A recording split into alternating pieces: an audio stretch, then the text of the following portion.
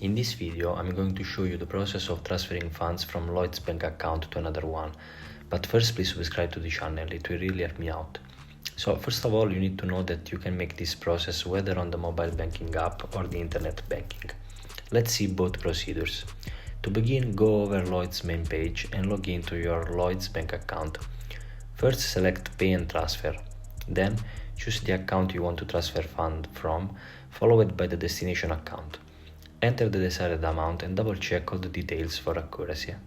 Finally, simply click on Transfer and you are good to go. If you prefer to perform this transaction through internet banking, here's what you need to do. Again, log into your primary account and click on Make a quick transfer. Enter the amount, choose the source account and the target account, review the details, and then click on Transfer to complete the order. And there we have it.